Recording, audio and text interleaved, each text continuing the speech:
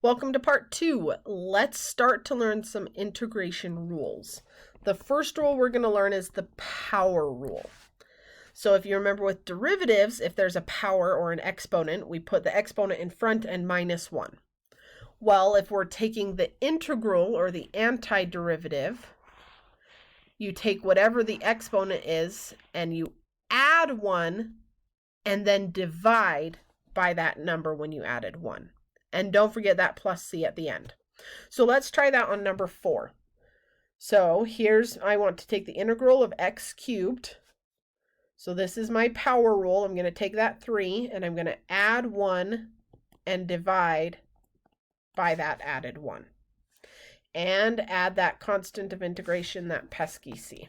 That was a really bad c. Let's try that again. There we go. Now I can simplify this to x to the 4th over 4 plus c. And just so you know, you could also write that as 1/4 x to the 4th plus c. Those are both the same way of writing that.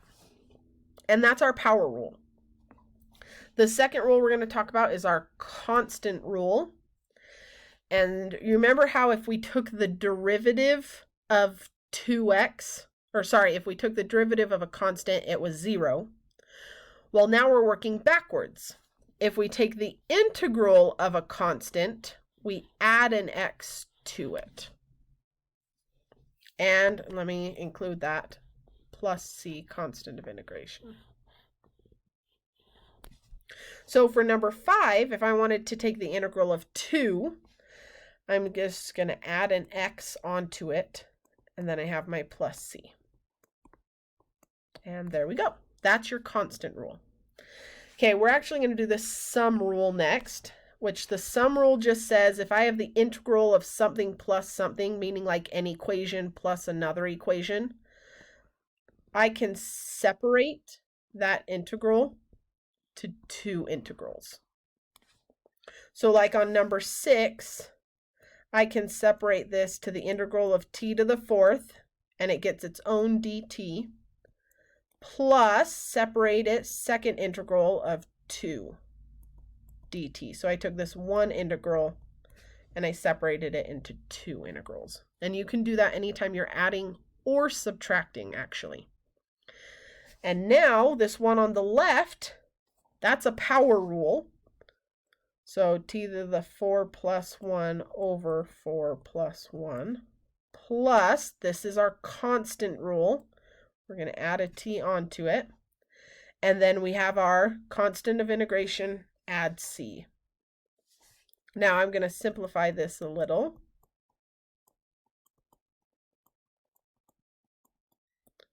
And there we go.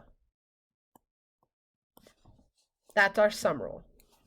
Okay, last integration rule for today is our scalar multiplication rule, which basically says if I have a number times an equation, I can just move that number out in front of my integral. Now note, this is not a number by itself, it's a number times an equation. Then you can move that number out in front. So let me show you how that works on number 7. So first right here on number 7, I'm going to separate my addition. So 2y squared dy plus the integral of 4y dy plus the integral of 1 dy. They all get their own dy. And now notice I have a number 2 times an equation y squared. So I can take that number and move it out in front of my integral. So we're going to change this to 2 integral y squared dy plus 4 integral y dy plus, now this 1 I would not move outside because it's not timesing by an equation. It's just a number by itself. So that's the constant rule, not the scalar multiplication rule. If we're going to move it out in front, it has to be timesing to an equation.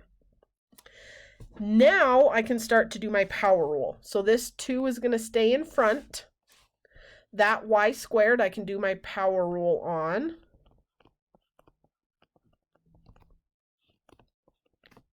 The 4 stays out in front. I can do my power rule on this y. Remember, the exponent on that y is a sneaky 1. So it's going to be 1 plus 1 over 1 plus 1. Plus, this is my constant rule, so I'm just going to add a y onto it. And then I have my constant of integration at the end. So let's simplify this a little bit. I've got 2y cubed over 3 plus 4y squared over 2 plus 1y is just y plus c. Now, just so you know, that 4 over 2, I could simplify that to a 2 if I wanted to, but I don't need to. So I'm just going to leave it. And that's number 7. Hopefully we're starting to get used to all of these integral rules at this point. So let's look at number 8. Now, number 8 is a callback to something we did with derivatives. Because normally if I took the derivative of something like this, I'd have to do the quotient rule. We don't actually have a quotient rule for integrals, so we don't ever want to be dividing by something. So I'm actually going to move things around in here to make this easier. So if you remember when we did derivatives, I can take this x squared, I can move it up into the numerator and change the sign on the exponent. Those are the same thing. If you'll also remember, that square root of x I can rewrite as x to the 1/2. And then I'm going to do the same thing by taking it up and making it negative. And now I don't have any division anymore, no quotient rule. So now this is going to be a lot easier. So what I would like you to do next is to pause the video. This is kind of similar to what we just did over here, where you're going to separate it out, move the 3 in front, and then do your power rule. So I want you guys to try that and then play the video and see how you did.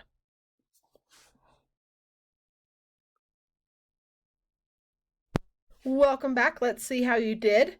So I separated them, I moved the 3 in front, and then I did my power rule on both of those. So this is what I ended up with, 3x to the negative 1 over negative 1 minus x to the 1/2 over 1/2 plus c.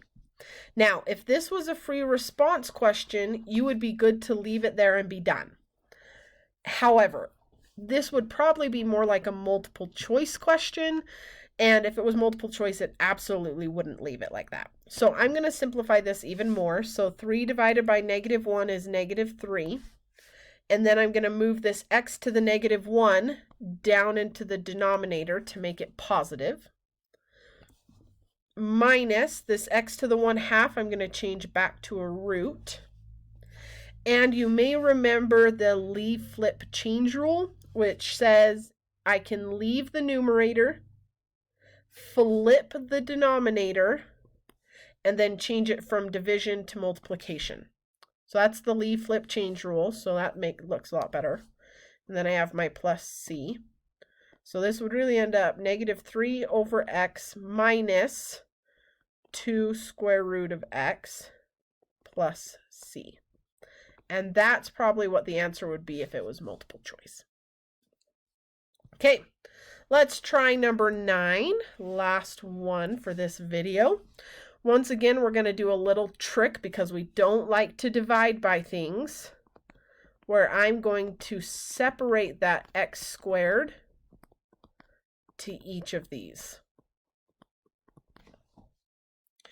Next, I'm going to change that square root of x to the 1/2. And then bring my x squared up and make it negative. Same thing right here, bring my x squared up, make it negative.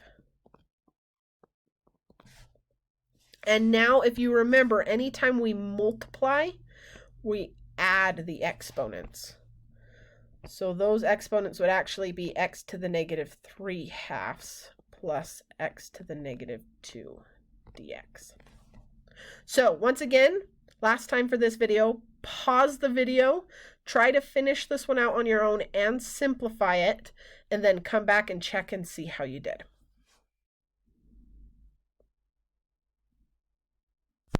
Welcome back. Just a reminder, if this was a free response, you could leave your answer right there. You could be done with it there and just move on. If it was a multiple choice, you would want to do all these simplifying steps.